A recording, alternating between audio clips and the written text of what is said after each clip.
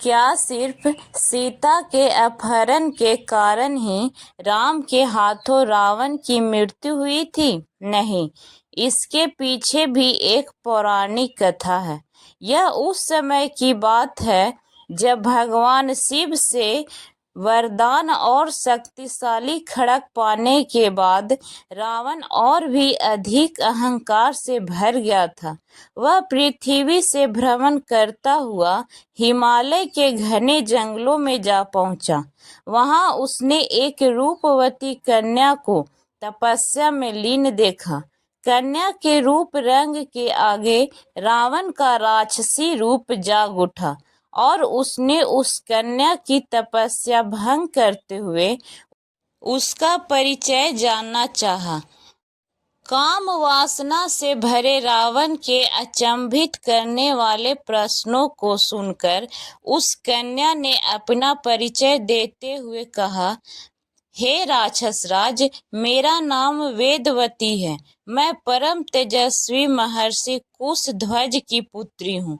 मेरे वयस्क होने पर देवता, गंधर्व, यक्ष, राक्षस, नाग सभी मुझसे विवाह करना चाहते हैं, लेकिन मेरे पिता की इच्छा थी कि समस्त देवताओं के स्वामी श्री विष्णु ही मेरे पति बने।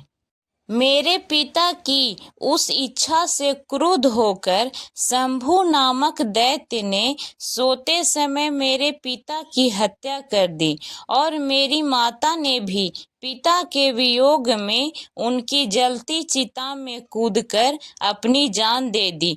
इसी वजह से मैं यहाँ अपने पिता की इच्छा को पूरा करने के लिए इस तपस्या को कर रही हूँ।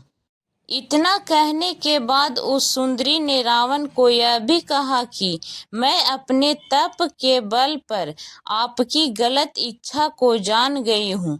इतना सुनते ही रावण क्रोध से भर गया और अपने दोनों हाथों से उस कन्या के बाल पकड़कर उसे अपनी ओर खींचने लगा। इससे क्रोधित होकर अपने अपमान की पीड़ा की वजह से वह कन्या दशानन को यह श्राप देते हुए अग्नि में समा गई कि मैं तुम्हारे वध के लिए फिर से किसी धर्मात्मा पुरुष की पुत्री के रूप में जन्म लूंगी।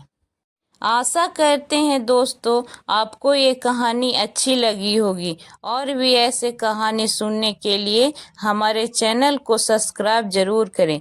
धन्यवाद।